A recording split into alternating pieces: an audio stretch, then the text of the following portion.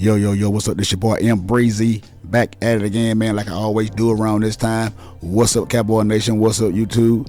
Let's get right into it, man. But before we get into it, man, y'all already know how it go. Hit that subscribe button, hit that like button, share the video, man. Let's help this channel grow. And I really do appreciate all you guys for tuning in, man, watching my video, man, and leaving comments. Because without you guys, man, this wouldn't be possible, man. So let's go ahead and get right into this show for today, man. And it's probably gonna make a lot of you guys mad, but you know, I can care less, man. I was on the internet today, man. I ran across this clip of Cowherd. He was talking about the Dak Prescott situation. I think this was a couple of days ago. He made a very interesting point, man, about the situation.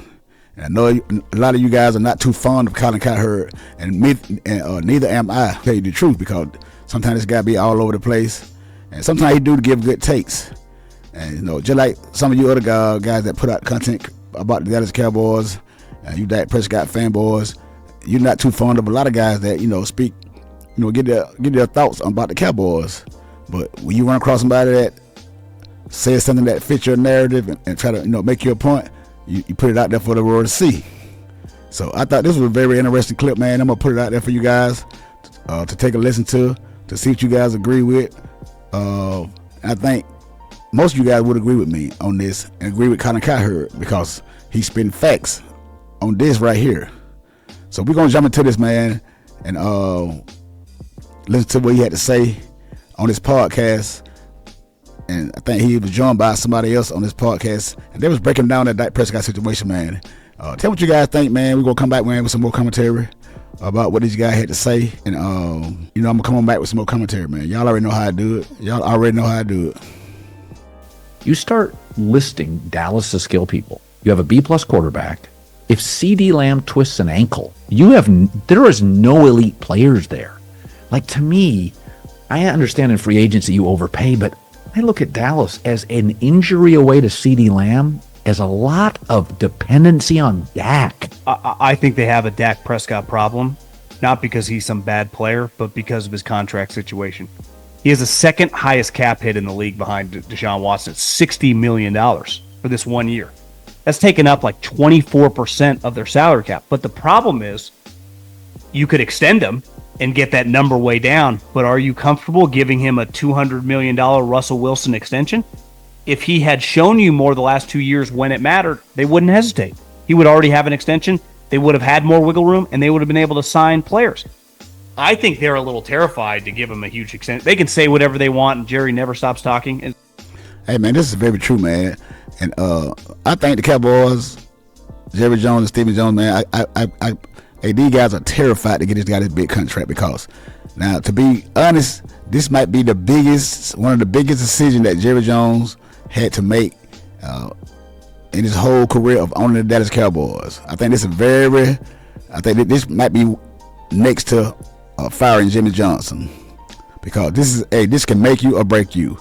If you get this guy this big contract, man, and just say we go to the playoff next year and we go home one and done, or either we don't make the playoff this year, man, do you know how bad they're gonna look? Do you know how mad a lot of Cowboy fans are gonna be? The one that was already down on Dak Prescott, the one that's already out on Dak Prescott, and we got to deal with this guy for another 4 years.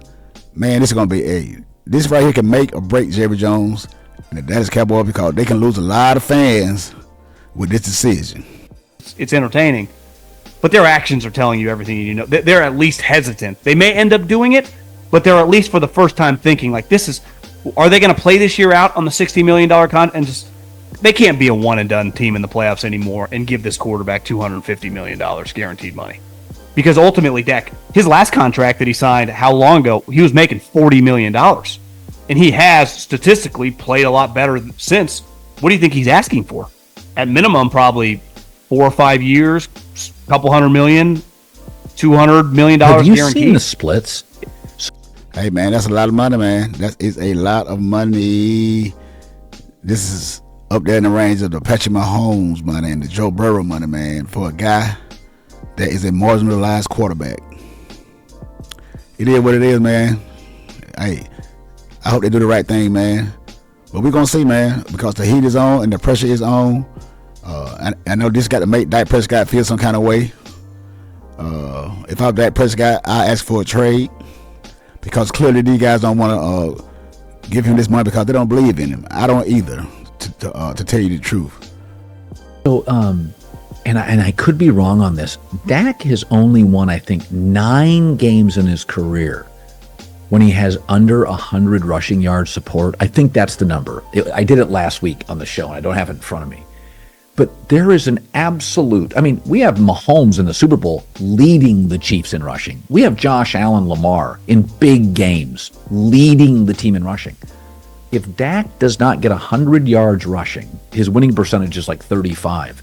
And I think it was he only has 9 career wins when he has under 100 yards rushing. I think that's the number. Do you see this, man? If Dak Prescott don't have a running back, this man is 9-24. 9-24. And I believe 9 of those wins was when Zeke covered first years in the league, when they came in the league together. I think these 9 games was, I mean, this is an alarming stat right here, man. Hey, man, and we don't have a running back yet to go with this team. So what that tell you guys? He's very dependent. Remember, he broke into the league with a great run game and a great O-line. And he was 13-3. Yeah. And he really shocked the world. But then people get filmed, they see limitations, then he dips, then they get Amari Cooper, he goes back up. So between the O-line, Zeke, and Amari Cooper in his prime, Dak's always kind of needed elevation. Like I said, like I'm always say, man, the Dallas Cowboys built this team around Dak Prescott. Everything that Dak Prescott needed, he had it. He had it early in his career, man. And they've pretty much been keeping up with the same thing. And you know, you got good players, man. You got 9 All-Pros on the team like we had this past year, man. All this talent around Dak Prescott, and you still can't get the job done. You can't keep these guys forever, man. And these guys are going to leave because these guys are going to want their money. You can't hold on to these guys forever. And like I always say, man, Dak Prescott has wasted a lot of talent. And you can see it because most of these guys are leaving. They are leaving. I said this. I said this all last year. And I said that this year. Dak Prescott has wasted a lot of talent on this football team because this team has been good enough to at least make it to a championship game, and we should have went to a Super Bowl too. Because no matter what you guys say, the defense, those 2 49ers games we played in the playoff, this defense played a very good game. A very good game. They held the high-powered 49ers offense, man, to the first game with 24 punts. And the second game we held them down to 19 punts. Come on, man.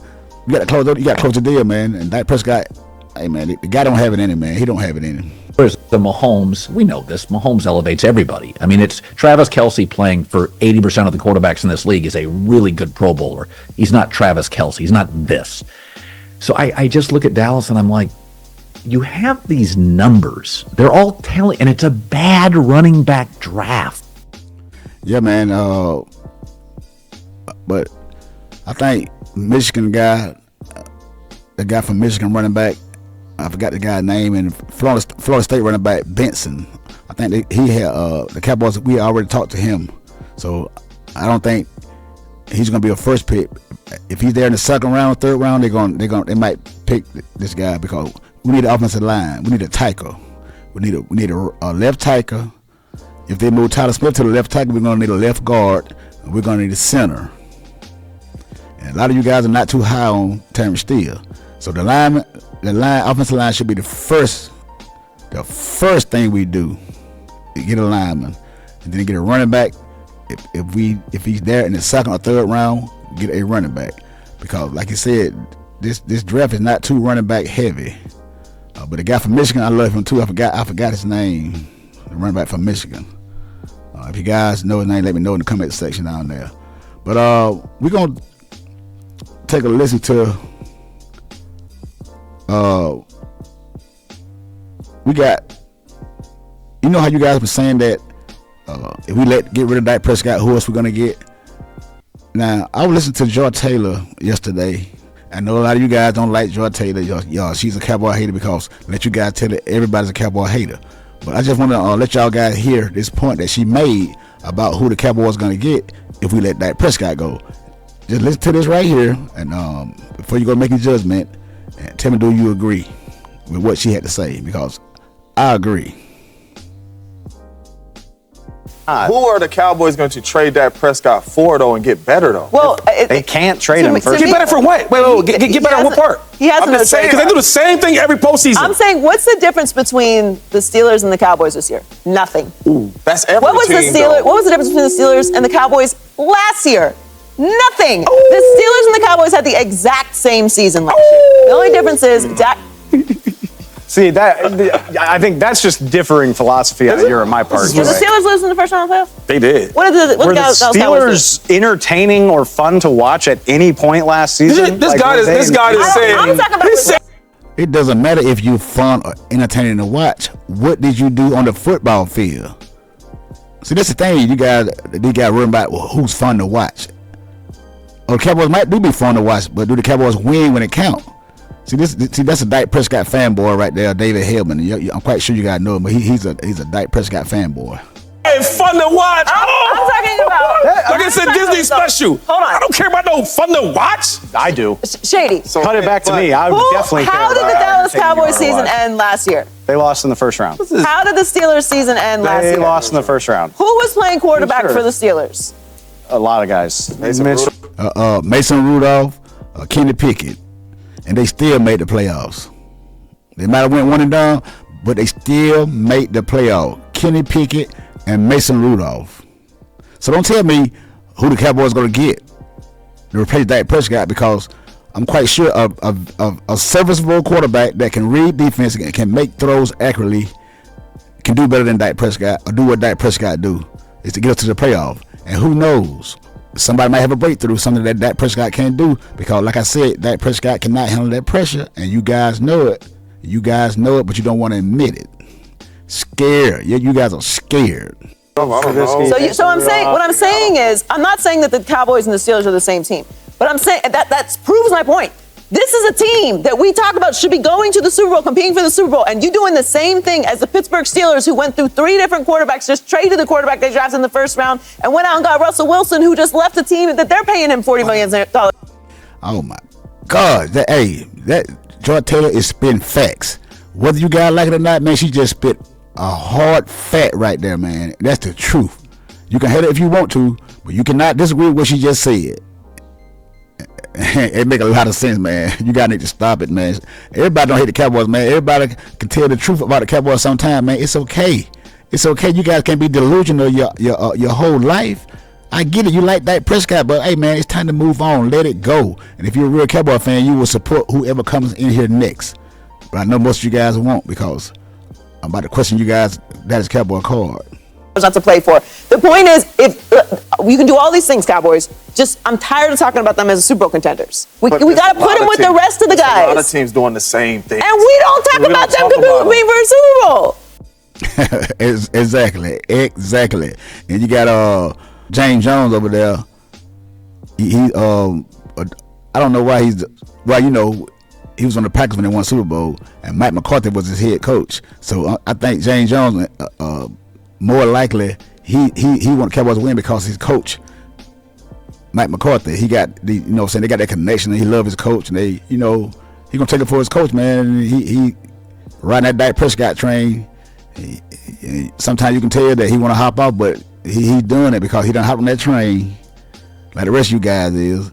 He's trying to support Mike McCarthy, because if Mike McCarthy was not on the Dallas Cowboy team, he wouldn't be that passionate for Dak Prescott. It just is what it is, man. It is what it is. But that's my take, and those are my thoughts, man. So hit that subscribe button, man, and hit the like button, man. Share the video, man. Leave a comment down below, man. And tell me, do you guys agree with what these guys said about Dak Prescott? Man, hey, sometimes, man, we got to get a grip, man, and we got to come to reality, man, that it's time to move on from Dak Prescott. It's going to be okay, man. It's okay to start over. It's okay to start over. Sometimes you got to sacrifice to get what you want. You young guys, remember that. You got to sacrifice sometimes to get what you want. Dak Prescott, hey, man, we might have to sacrifice Dak Prescott. And it is what it is. Until the next time, it's your boy Breezy, and I'm out.